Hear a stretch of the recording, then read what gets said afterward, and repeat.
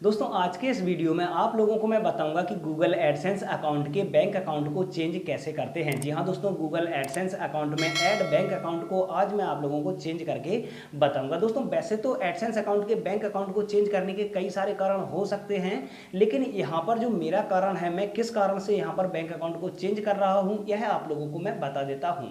दोस्तों अभी मेरे एडसेंस अकाउंट में जो बैंक अकाउंट ऐड है दोस्तों, उसमें पेमेंट का चार्ज बहुत ज़्यादा ही कट रहा है।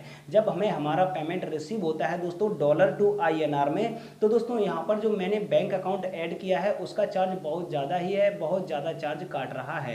अब कितना चार्ज काट रहा है यहाँ पर मेरा बैंक, तो दोस्तों इसके बारे में मैंने वीडियो बना दिया है जो कि मेरे दूसरे चैनल हेल्प की दुनिया पर अपलोड है। उसका लिंक मैं डिस्क्रिप्शन में दे दूंगा, ऊपर आई बटन में भी दे दूंगा और लास्ट में एंड स्क्रीन में भी दे दूंगा, तो आप उस वीडियो को देखकर जान सकते हैं कि कितना चार्ज अभी कट रहा है। और दोस्तों अगर आप जानना चाहते हैं कि कौन सा बैंक मैंने अभी ऐड किया है और अब मैं कौन सा बैंक अकाउंट ऐड करने वाला हूं, तो आप इस वीडियो को अच्छे से देखते रहिए। इस वीडियो में आप लोगों को मैं सब कुछ बताऊंगा कि कैसे आपको बैंक अकाउंट चेंज करना है। तो नमस्कार दोस्तों, मैं हूं शैलेंद्र प्रताप सिंह, आप देख रहे हैं रियल टेक हेल्प। दोस्तों वीडियो अच्छा लगे तो लाइक कर दें, साथ में इस चैनल को सब्सक्राइब कर लें। तो दोस्तों चलिए चलते हैं मोबाइल स्क्रीन पर और जान लेते हैं कि हम अपने गूगल एडसेंस अकाउंट में ऐड बैंक अकाउंट को कैसे चेंज कर सकते हैं।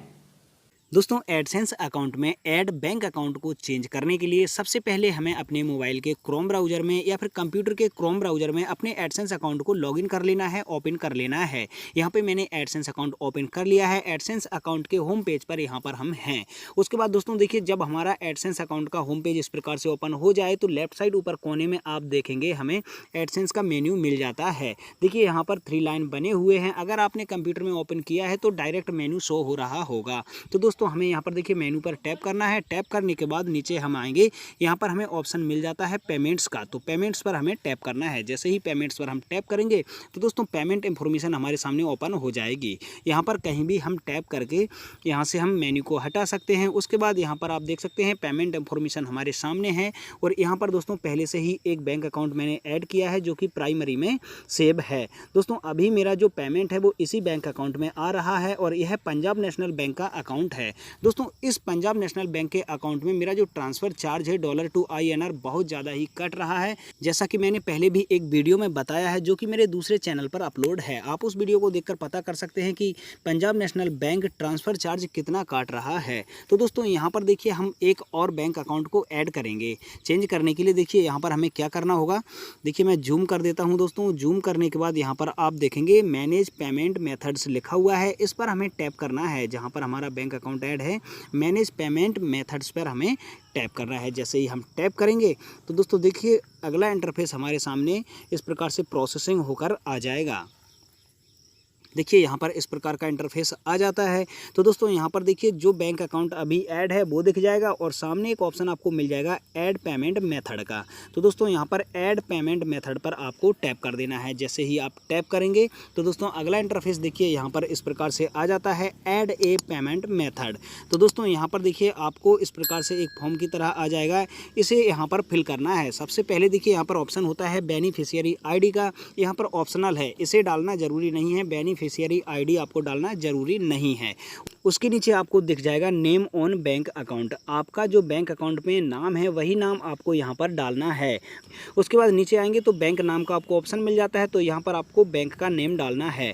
बैंक का आपको नाम डालना है बिल्कुल सही से, जो भी आपकी बैंक हो। उसके बाद यहाँ पर IFSC कोड बैंक का डालना है, यहाँ पर स्विफ्ट कोड डालना है, नीचे अकाउंट नंबर और फिर से एक बार और आपको अकाउंट नंबर डालना है। तो यहाँ पर स्विफ्ट कोड के बारे में आप लोगों को मैं बता दूँ दोस्तों, स्विफ्ट कोड हमारे डॉलर को INR में कन्वर्ट करता है, विदेशी पैसे को हमारे इंडियन रुपीस में कन्वर्ट करता है। तो स्विफ्ट कोड आप नेट से भी निकाल सकते हैं, नहीं तो इसका भी मैंने वीडियो बना दिया है, लास्ट में एंड स्क्रीन में दे दूंगा और वीडियो के डिस्क्रिप्शन में भी उसका लिंक दे दूंगा।